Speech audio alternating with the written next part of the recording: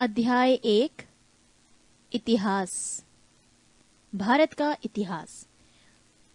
उत्तर में हिमालय से लेकर दक्षिण में समुद्र तक फैला ये उपमहाद्वीप भारतवर्ष के नाम से ज्ञात है, जिसे महाकाव्य तथा पुराणों में भारतवर्ष अर्थात भारत का देश कहा जाता है तथा यहाँ के निवासियों को भारतीय अर्थात भरत की संतान कहा गया है।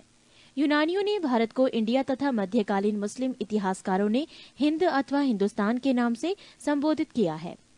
भारतीय इतिहास को अध्ययन की सुविधा के लिए 3 भागों में बांटा गया है: प्राचीन भारत, मध्यकालीन भारत एवं आधुनिक भारत। प्राचीन भारत। 1. प्राचीन भारतीय इतिहास के स्रोत।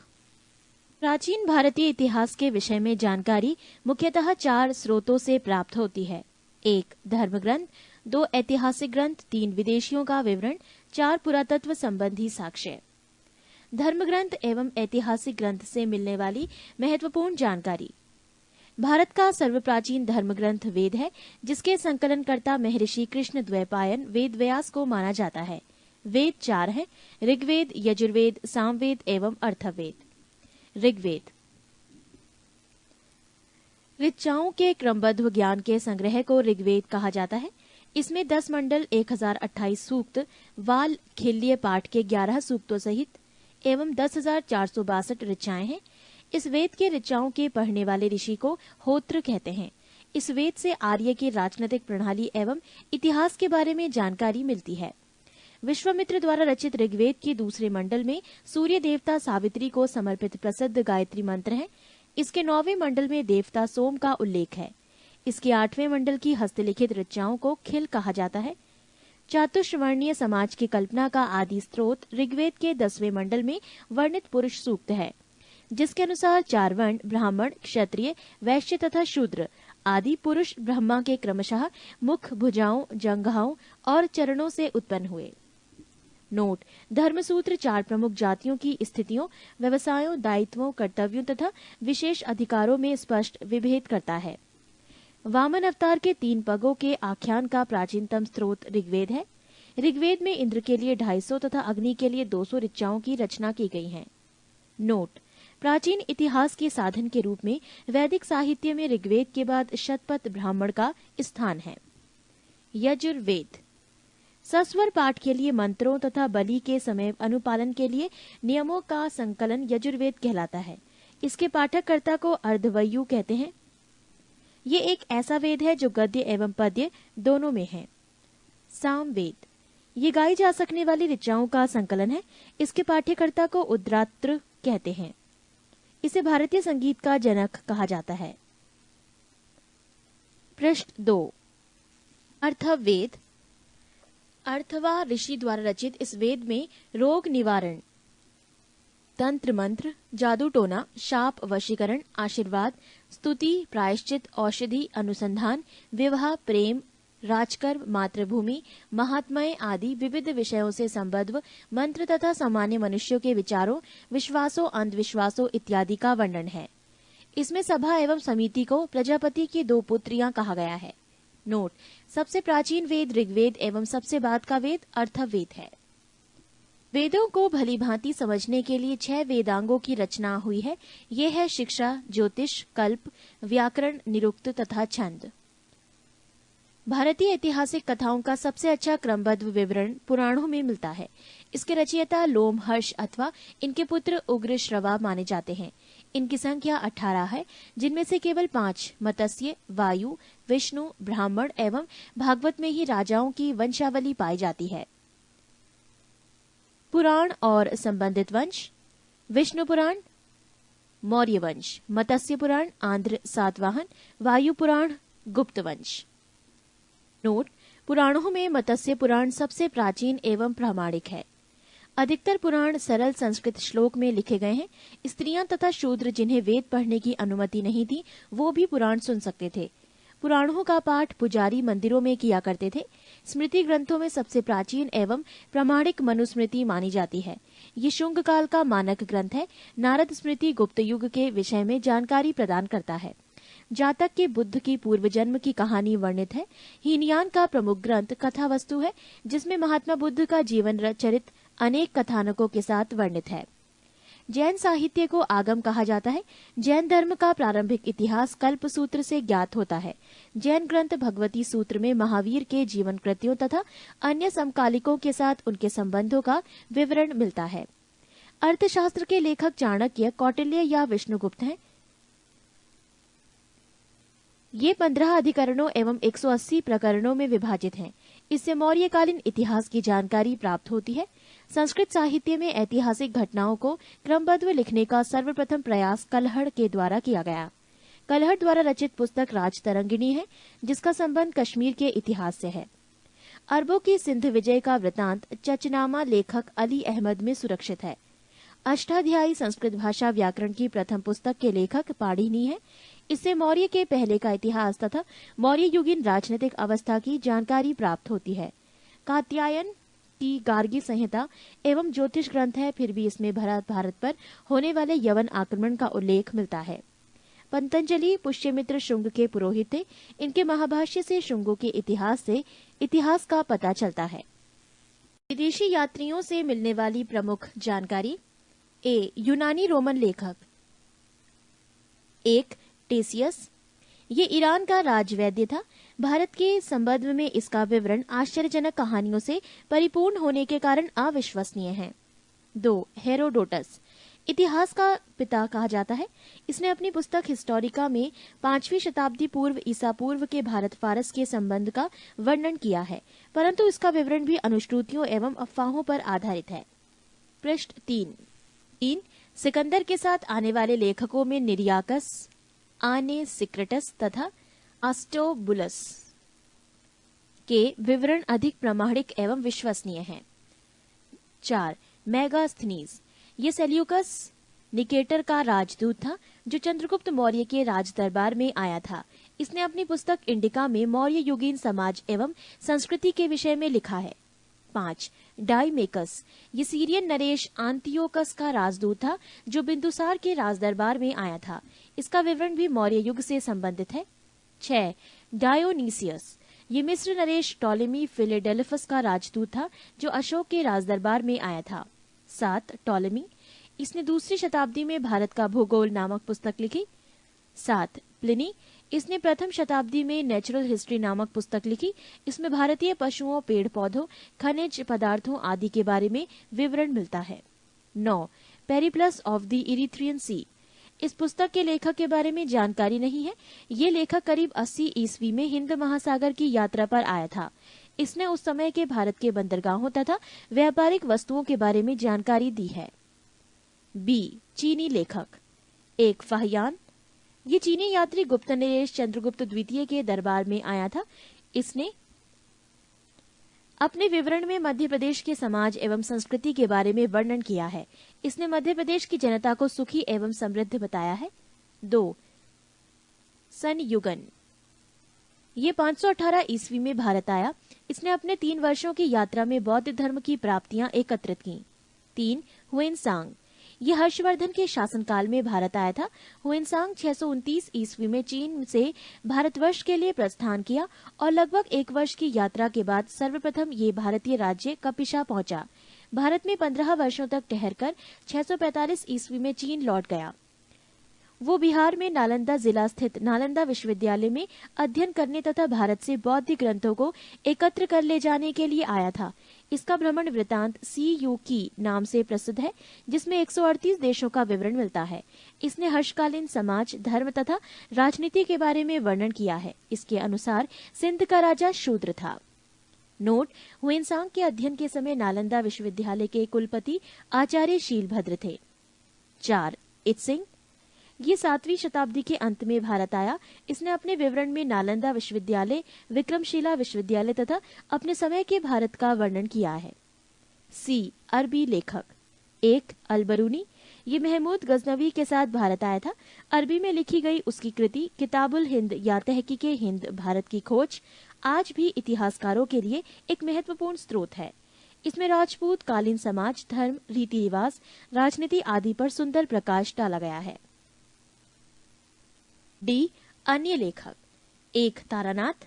ये एक तिब्बती लेखक था। इसने कंग्यूर तथा तंग्यूर नामक ग्रंथ की रचना की। इनसे भारतीय इतिहास के बारे में जानकारी मिलती है। 2. Marco Polo. ये 13वीं शताब्दी के अंत में पांड्य देश की यात्रा पर आया था। इसका विवरण पांड्य इतिहास के अध्ययन के लिए उपयोगी है।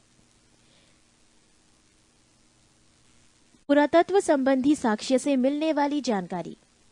1400 ईसा पूर्व के अभिलेख बोगास कोई एशिया माइनर से वैदिक देवता मित्र, वरुण, इंद्र और नासत्य अश्वनी कुमार के नाम मिलते हैं। पृष्ठ 4।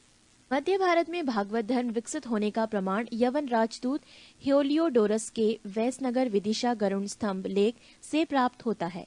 सर्वप्रथम भारतवर्ष का जिक्र हाथी गुम्फा में अभिलेख में है।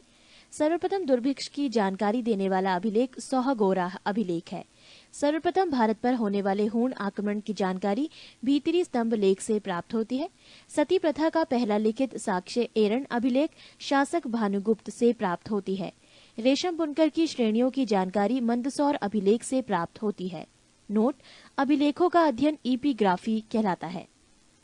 महत्वपूर्ण अभिलेख: अभिलेख और शासक, हाथी गुम्फा अभिलेख, तिथि रहित अभिलेख, शासक कलिंगराज खाकेल, जूनागढ़ गिरनार अभिलेख, शासक रुद्रदामन, नासिक अभिलेख, शासक गौतमी बलश्री, प्रयाग स्तंभ लेख, शासक समुद्रगुप्त, एहोल अभिलेख, शासक पुलकेशन द्वितीय, मंदसौर अभिलेख, शासक मालवा नरेश यशोधर्मन, ग्वालियर अभिलेख, शासक प्रतिहार नरेश भोज, भीतरी एवं जूनागढ़ अभिलेख, शासक स्कंदगुप्त, देवपाड़ा अभिलेख, शासक बंगाल शासक विजयसेन। कश्मीरी नवपाषाणिक पुरास्थल बुजुर्गहोम से गढ़तावास गड्ढाघर का साक्ष्य मिला है। इनमें उतरने के लिए सीढ़ियां होती थीं। प्राचीनतम सिक्कों को आहत सिक्के कहा जाता है। इसी को साहित्य में कारशार्पण कहा गया है। सर्वप्रथम सिक्कों पर लेख लिखने का कार्य यवन शासकों ने किया। समुद्रगुप्त की वीणा बजाती हुई मुद्रा वाले सिक्कों से उसके संगीत प्रेमी होने का प्रमाण मिलता है। अरिकेमेडु पदुचेरी के निकट से रोमन सिक्के प्राप्त हुए हैं। 2. प्रागैतिहासिक काल। जिस काल में मनुष्य ने घटनाओं का कोई लिखित विवरण उद्धृत नहीं किया उसे प्रागैतिहासिक काल कहते हैं। मानव विकास के उस काल को इतिहास कहा जाता है जिसका विवरण लिखित रूप में उपलब्ध है। आदि ऐतिहासिक काल उस काल को कहते हैं जिस काल में लेखन कला के प्रचलन के बाद उपलब्ध लेख पढ़े नहीं जा सके हैं। ज्ञानी मानव होमोसेपियस का प्रवेश इस धरती पर आज से लगभग 30 या 40 हजार वर्ष पूर्व हुआ। पूर्व पाषाण युग के मानव की जीविका का मुख्य आधार था शिकार। आग का आविष्कार पूरा पाषाण काल में एवं पहिए का नव पाषाण काल में हुआ। मनुष्य में स्थायी निवास की प्रवृत्ति नव पाषाण काल में हुई तथा उसने सबसे पहले कुत्ता को पालतू बनाया। मनुष्य ने सर्वप्रथम तांबा धातु का प्रयोग किया था तथा उसके द्वारा बनाए जाने वाला प्रथम औजार कुल्हाड़ी प्राप्ति स्थल अतिरंपकम था। कृषि का आविष्कार नव पाषाण काल में हुआ। प्रागैतिहासिक अन्न उत्पादक स्थल मेहरगढ़ पश्चिमी बलूचिस्तान में अवस्थित है। कृषि के लिए अपनाई गई सबसे प्राचीन फसल गेहूं एवं जौ थी। पल्लावरम नामक स्थान पर प्रथम भारतीय पुरापाषाण कलाकृति की खोज हुई थी। भारत में पूर्व प्रस्तर युग के अधिकांश औजार स्फटिक पत्थर के बने थे। भारत का सबसे प्राचीन नगर मोहनजोदड़ो था, सिंधी भाषा में, जिसका अर्थ है मृतकों का टीला। पृष्ठ 5। 3. सिंधु सभ्यता। रेडियो कार्बन C14 जैसी नवीन विश्लेषण पद्धति के द्वारा सिंधु सभ्यता की सर्वमान्य तिथि 2350 ईसा पूर्व से 1750 ईसा पूर्व मानी गई है। सिंधु सभ्यता की खोज राय बहादुर दयाराम साहनी ने की। सिंधु सभ्यता को प्रागैतिहासिक, प्रोटो हिस्टोरिक अथवा कांस्य ब्रॉन्ज युग में रखा आलमगीरपुर, जिला मेरठ उत्तर प्रदेश, उत्तरी पुरास्थल मांदा, जिला अखनूर जम्मू कश्मीर तथा दक्षिणी पुरास्थल दायमाबाद, जिला अहमदनगर महाराष्ट्र। सिंधु सभ्यता या सैंधव सभ्यता नगरीय सभ्यता थी। सैंधव सभ्यता से प्राप्त परिपक्व अवस्था वाले स्थलों में केवल 6 को ही बड़े नगर की संज्ञा दी गई है। ये हैं मोहनजोदड़ो, हड़प्पा, गढ़वारीवाला, धौलावीरा, राखीगढ़ी एवं कालीबंगन। स्वतंत्रता प्राप्ति पश्चात हड़प्पा संस्कृति के सर्वाधिक स्थल गुजरात में खोजे गए हैं। लोथल एवं सुतकोतदा सिंधु सभ्यता का बंदरगाह था। जुते हुए खेत और नक्काशीदार ईंटों के प्रयोग का साक्ष्य कालीबंगन से प्राप्त हुआ है। मोहनजोदड़ो से प्राप्त अन्नागार संभवतः सैंधव सभ्यता की सबसे बड़ी इमारत है। मोहनजोदड़ो से प्राप्त बृहत स्नानागार एक प्रमुख स्मारक है, जिसके मध्य स्थित स्नान कुंड 11.88 मीटर लंबा, 7.01 मीटर चौड़ा एवं 2.43 मीटर गहरा है। अग्निकुंड लोथल एवं कालीबंगन से प्राप्त हुए हैं। मोहनजोदड़ो से प्राप्त एक शील पर 3 मुख वाला देवता पशुपतिनाथ की मूर्ति मिली है। उनके चारों ओर हाथी, गेंडा, चीता एवं भैंसा विराजमान है। मोहनजोदड़ो से नर्तकी की एक कांस्य मूर्ति मिली है। हड़प्पा की मोहरों पर सबसे अधिक एक श्रृंगी पशु का अंकन मिलता है। मनके बनाने के कारखाने लोथल एवं चन्हूदड़ो से मिले हैं। सिंधु सभ्यता की लिपि भाव चित्रात्मक है। ये लिपि दाई से बाईं ओर लिखी जाती थी। जब अभिलेख एक से अधिक पंक्तियों का होता था तो पहली पंक्ति दाईं से बाईं और दूसरी बाईं से दाईं ओर लिखी जाती थी। सिंधु सभ्यता के लोगों ने नगरों तथा घरों के विन्यास के लिए ग्रीड पद्धति अपनाई। घरों के दरवाजे और खिड़कियां सड़क की ओर न खुलकर पिछवाड़े की ओर खुलते थे। केवल लोथल नगर के घरों के दरवाजे मुख्य सड़क की ओर खुलते थे। सिंधु सभ्यता में मुख्य फसल थी गेहूं और जौ। सैंधव वासी मिठास के लिए शहद का प्रयोग करते थे। रंगपुर एवं लोथल से चावल के दाने मिले हैं, जिनसे धान की खेती होने का प्रमाण मिलता है। चावल के प्रथम साक्ष्य लोथल से ही प्राप्त हुए हैं। सुरकोतदा, कालीबंगन एवं लोथल से सैंधवकालीन घोड़े के अस्थि पंजर मिले हैं। तौल की इकाई संभवतः 16 के अनुपात में थी। सैंधव सभ्यता के लोग यातायात के लिए 2 पहियों एवं 4 पहियों वाली बैलगाड़ी या भैंसा गाड़ी का उपयोग करते थे। सिंधु काल में विदेशी व्यापार, आयातित वस्तुएं और प्रदेश। तांबा प्रदेश खेतड़ी, बलूचिस्तान, ओमान। चांदी अफगानिस्तान, ईरान। सोना Karnataka, Afghanistan, Iran. Tin Afghanistan, Iran. गोमेद सौराष्ट्र, लाजवर्द मेसोपोटामिया। सीसा ईरान। पृष्ठ 6। मेसोपोटामिया के अभिलेखों में वर्णित मेलुहा शब्द का अभिप्राय सिंधु सभ्यता से ही है। संभवतः हड़प्पा संस्कृति का शासन वाणिक वर्ग के हाथों में था। पिग्गट ने हड़प्पा एवं मोहनजोदड़ो को एक विस्तृत साम्राज्य की जुड़वा राजधानी कहा है। सिंधु सभ्यता के लोग धरती को उर्वरता की देवी मानकर उसकी पूजा किया करते थे। वृक्ष पूजा एवं शिव पूजा के प्रचलन के साक्ष्य भी सिंधु सभ्यता से मिलते हैं। स्वस्तिक चिन्ह संभवतः हड़प्पा सभ्यता की देन है। इस चिन्ह से सूर्योपासना का अनुमान लगाया जाता है। सिंधु घाटी के नगरों में किसी भी मंदिर के अवशेष नहीं मिले हैं। सिंधु सभ्यता के मां मातृ देवी की उपासना सर्वाधिक प्रचलित थी। पशुओं में कुबड़ वाला सांड इस सभ्यता के लोगों के लिए विशेष पूजनीय था। स्त्री मृण मूर्तियां, मिट्टी की मूर्तियां अधिक मिलने से ऐसा अनुमान लगाया जाता है कि सैंधव समाज मात्र सत्तात्मक था। सैंधववासी सूती एवं ऊनी वस्त्रों का प्रयोग करते थे। मनोरंजन के लिए सैंधववासी मछली पकड़ना, शिकार करना, पशु पक्षियों को आपस में लड़ाना, चौपड़ और पासा खेलना आदि साधनों का प्रयोग करते थे। सिंधु सभ्यता के लोग काले रंग से डिजाइन किए हुए लाल मिट्टी के बर्तन बनाते थे। सिंधु सभ्यता के लोग तलवार से परिचित नहीं थे। कालीबंगन के एकमात्र हड़प्पा कालीन स्थल था, जिसका निचला शहर सामान्य लोगों के रहने हेतु भी किले से घिरा हुआ था। पर्दा प्रथा एवं वैश्यवृत्ति सैंधव सभ्यता में प्रचलित थी। शवों को जलाने एवं गाड़ने यानी दोनों प्रथाएं प्रचलित थी। हड़प्पा में शवों को दफनाने जबकि मोहनजोदड़ो में जलाने की प्रथा विद्यमान थी। लोथल एवं कालीबंगा में युग्म समाधियां मिली हैं। सैंधव सभ्यता के विनाश का संभवतः सबसे प्रभावी कारण बाढ़ था। आग में पकी हुई मिट्टी को टेराकोटा कहा जाता है। सैंधव सभ्यता के प्रमुख स्थल नदी, उत्खननकर्ता एवं वर्तमान स्थिति। 1. प्रमुख स्थल हड़प्पा, नदी रावी, उत्खननकर्ता दयाराम साहनी एवं माधो स्वरूप वत्स, वर्ष 1921। स्थिति पाकिस्तान का मोंटगोमरी जिला। 2. प्रमुख स्थल मोहनजोदड़ो, नदी सिंधु, उत्खननकर्ता राखाल दास बैनर्जी, वर्ष 1922। स्थिति पाकिस्तान के सिंध प्रांत का लरकाना जिला। 3. प्रमुख स्थल चन्हूदड़ो, रदी सिंधु, उत्खननकर्ता गोपाल मजूमदार, वर्ष 1931। स्थिति सिंध प्रांत पाकिस्तान। 4. प्रमुख स्थल कालीबंगन, नदी खग्गर, उत्खननकर्ता बीबी लाल एवं बीके थापड़, वर्ष 1953। स्थिति राजस्थान का हनुमानगढ़ जिला। 5. कोट दीजी, नदी सिंधु, उत्खननकर्ता फजल अहमद, वर्ष 1953। स्थिति सिंध प्रांत का खैरपुर स्थान। 6. रंगपुर, नदी मादर, उत्खननकर्ता रंगनाथ राव, वर्ष 1953 से 54। स्थिति गुजरात का काठियावाड़ जिला। 7। प्रमुख स्थल रोपड़, नदी सतलज। उत्खननकर्ता यज्ञदत्त शर्मा। वर्ष 1953 से 56। स्थिति पंजाब का रोपड़ जिला। 8। प्रमुख स्थल लोथल, नदी भोगवा। उत्खननकर्ता रंगनाथ राव। वर्ष 1955 से 1962। स्थिति गुजरात का अहमदाबाद जिला। 9। आलमगीरपुर, नदी हिंडन। उत्खननकर्ता यज्ञदत्त शर्मा। वर्ष 1958। स्थिति उत्तर प्रदेश का मेरठ जिला। 10। सुंत कांगीडोर, नदी दाशक। उत्खननकर्ता ऑरेंज स्टाइल जॉर्ज डेल्स। वर्ष 1927 एवं 1962। स्थिति पाकिस्तान के मकरान में समुद्र तट के किनारे। 11। बनमाली, नदी रंगोई। उत्खननकर्ता रविंद्र सिंह बिष्ट। वर्ष 1974। स्थिति हरियाणा का हिसार जिला। 12। प्रमुख स्थल धौलावीरा, नदी नील।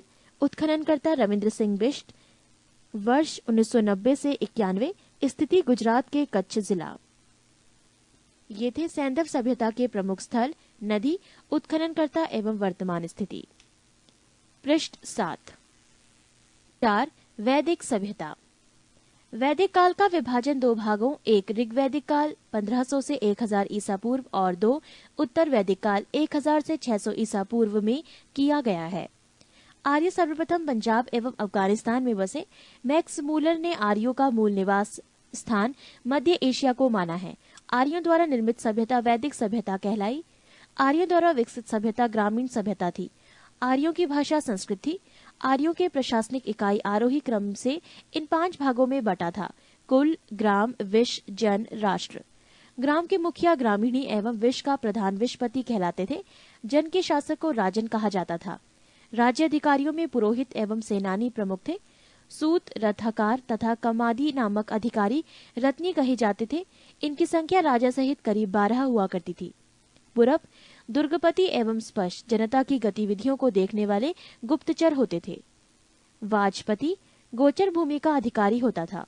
उग्र अपराधियों को पकड़ने का कार्य करता था। सभा एवं समिति राजा को सलाह देने वाली संस्था थी। सभा श्रेष्ठ एवं संभ्रांत लोगों की संस्था थी, जबकि समिति सामान्य जनता का प्रतिनिधित्व करती थी। इसके अध्यक्ष को ईशान कहा जाता था। युद्ध में कबीले का नेतृत्व राजा करता था। युद्ध के लिए गविष्टि शब्द का प्रयोग किया गया है, जिसका अर्थ है गायों की खोज। 10 राज्य युद्ध का उल्लेख ऋग्वेद के 7वें मंडल में है। ये युद्ध परशणी रावी नदी के तट पर सुदास एवं 10 जनों के बीच लड़ा गया, जिसमें सुदास विजय हुआ। ऋग्वैदिक समाज 4 वर्णों में विभक्त था। ये वर्ण थे ब्राह्मण, क्षत्रिय, वैश्य और शूद्र। ये विभाजन व्यवसाय पर आधारित था। ऋग्वेद के 10वें मंडल के पुरुष सूक्त में चतुर्वर्णी का उल्लेख किया गया है। इसमें कहा गया है कि ब्राह्मण परम पुरुष के मुख से, क्षत्रिय उनकी भुजाओं से, वैश्य उनकी जांघों से एवं शूद्र उनके पैरों से उत्पन्न हुए हैं। आर्यों का समाज पितृ प्रधान था। समाज की सबसे छोटी इकाई परिवार या कुल थी, जिसका मुखिया पिता होता था, जिसे कुलप कहा जाता था। स्त्रियां इस काल में अपने पति के साथ यज्ञ कार्य में भाग लेती थीं। बाल विवाह एवं पर्दा प्रथा का प्रचलन नहीं था। विधवा अपने मृतक पति के छोटे भाई देवर से विवाह कर सकती थी। स्त्रियां शिक्षण ग्रहण करती थी। ऋग्वेद में लोपा मुद्रा, घोषा, सिक्ता, आपला एवं विश्वास जैसी विदुषी स्त्रियों का वर्णन है। उपनिषदों की कुल संख्या है 108, महापुराणों की संख्या है 18 और वेदांग की संख्या है 6।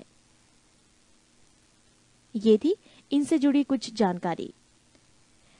जीवन भर अविवाहित रहने वाली महिलाओं को अमाजु कहा जाता था। आर्यों की मुख्य पेय पदार्थ सोमरस था। ये वनस्पति से बनाया जाता था।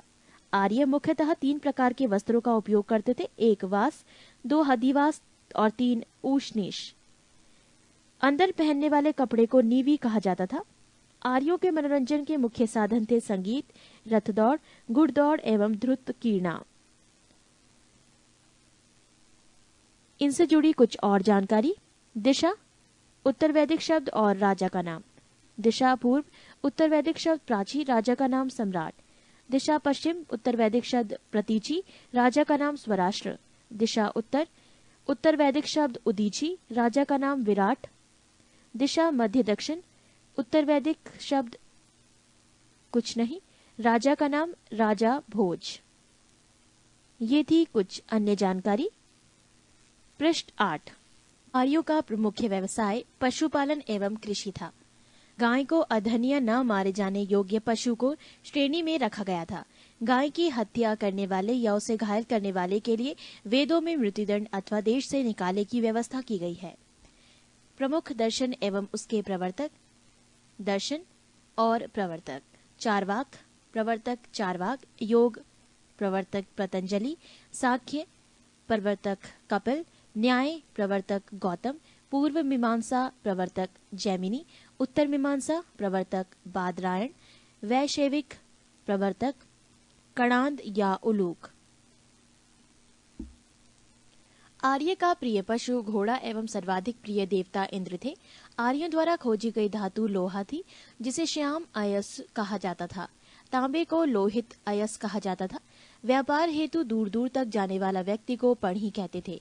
लेन देन में वस्तु विनिमय की प्रणाली प्रचलित थी। ऋण देकर ब्याज लेने वाला व्यक्ति को वैकनॉट सूदखोर कहा जाता था। मनुष्य एवं देवता के बीच मध्यस्थ की भूमिका निभाने वाले देवता के रूप में अग्नि की पूजा की जाती थी।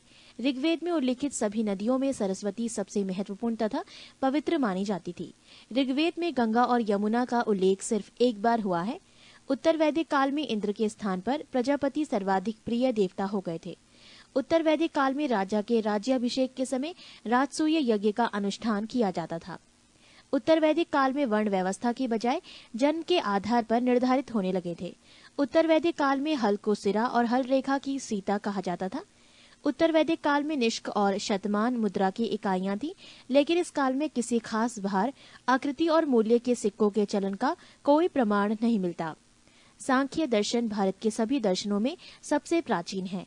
इसके अनुसार मूल तत्व 25 हैं, जिनमें प्रकृति पहला तत्व है। सत्यमेव जयते मुंडकोपनिषद से लिया गया है। इसी उपनिषद में यज्ञ की तुलना टूटी नाव से की गई है। गायत्री मंत्र सवित्र नामक देवता को संबोधित है, जिसका संबंध ऋग्वेद से है। उत्तर वैदिक काल में कौशाम्बी नगर में प्रथम बार पक्की ईंटों का प्रयोग किया गया है। महाकाव्य 2 हैं, महाभारत एवं रामायण। महाभारत का पुराना नाम जय संहिता है। ये विश्व का सबसे बड़ा महाकाव्य है। गोत्र नामक संस्था का जन्म उत्तर वैदिक काल में हुआ। ऋग्वैदिक कालीन नदियां। प्राचीन नाम कृंभ, आधुनिक नाम कुर्रम। कुंभा, आधुनिक नाम काबुल। वितस्ता, आधुनिक नाम झेलम। आस्किनी, आधुनिक नाम चिनाब। परपशणी, आधुनिक नाम रावी। शतुद्री, आधुनिक नाम सतलज। विपाशा, आधुनिक नाम व्यास। सदानीरा, आधुनिक नाम गंडक। दृष्टद्रुति, आधुनिक नाम घग्गर। गोमती, आधुनिक नाम गोमल। सुवस्तु, आधुनिक नाम स्वात। ऋग्वैदिक कालीन देवता। देवता इंद्र, संबंध युद्ध का नेता एवं वर्षा का देवता। अग्नि, देवता एवं मनुष्य के बीच मध्यस्थ। वरुण, पृथ्वी एवं सूर्य के निर्माता। समुद्र का देवता, विश्व के नियामक एवं शासक। सत्य का प्रतीक, ऋतु परिवर्तन एवं दिन रात का कर्ता। द्यौ, आकाश का देवता, सबसे प्राचीन। सोम, वनस्पति देवता। उषा, प्रगति एवं उत्थान देवता। आश्विन, विपत्तियों को हरने वाला देवता। पूषण, पशुओं का देवता। विष्णु, विश्व के संरक्षक एवं पालनकर्ता। मरुत, आंधी तूफान का देवता। पृष्ठ 9। 5 महाजनपदों का उदय। बुद्ध के जन्म के पूर्व 6ठी शताब्दी ईसा पूर्व में भारतवर्ष 16 जनपदों में बटा हुआ था। इसकी जानकारी हमें बौद्ध ग्रंथ अगुंतर निकाय से मिलती है। 1 महाजनपद अंग, राजधानी चंपा। क्षेत्र आधुनिक स्थान भागलपुर, मुंगेर, बिहार। 2 मगध, राजधानी गिरिब्रज राजगृह। क्षेत्र पटना, गया, बिहार। 3 काशी, राजधानी वाराणसी। क्षेत्र वाराणसी के आसपास उत्तर प्रदेश। 4 महाजनपद वत्स, राजधानी कौशाम्बी। क्षेत्र इलाहाबाद के आसपास उत्तर प्रदेश। 5 महाजनपद वज्जी, राजधानी वैशाली, विदेह और मिथिला। क्षेत्र मुजफ्फरपुर एवं दरभंगा के आसपास का क्षेत्र। 6 महाजनपद कौसल, राजधानी श्रावस्ती। क्षेत्र फैजाबाद, उत्तर प्रदेश। 7 महाजनपद अवंती, राजधानी उज्जैन या महिष्मती, क्षेत्र मालवा उत्तर प्रदेश। 8 महाजनपद मल, राजधानी कुशावती, क्षेत्र देवरिया उत्तर प्रदेश। 9 महाजनपद पंचाल, राजधानी आहिचत्र कांपिल्य, क्षेत्र बरेलू बदायूं फर्रुखाबाद उत्तर प्रदेश। 10 महाजनपद चेदी, राजधानी शक्तिमती, क्षेत्र बुंदेलखंड उत्तर प्रदेश। 11 महाजनपद कुरु, राजधानी इंद्रप्रस्थ, क्षेत्र आधुनिक दिल्ली मेरठ एवं हरियाणा के कुछ क्षेत्र। 12 महाजनपद मत्स्य, राजधानी विराटनगर, क्षेत्र जयपुर राजस्थान के आसपास के क्षेत्र। 13 महाजनपद कंबोज, राजधानी हाटक, क्षेत्र राजौरी एवं हजारा, क्षेत्र उत्तर प्रदेश। 14 अध्य महाजनपद शूरसेन, राजधानी मथुरा, क्षेत्र मथुरा उत्तर प्रदेश। 15 महाजनपद अशमक, राजधानी पोटली या पोतन, क्षेत्र गोदावरी नदी, क्षेत्र दक्षिण भारत का एकमात्र जनपद। 16 महाजनपद गांधार, राजधानी तक्षशिला, क्षेत्र रावलपिंडी एवं पेशावर, पाकिस्तान।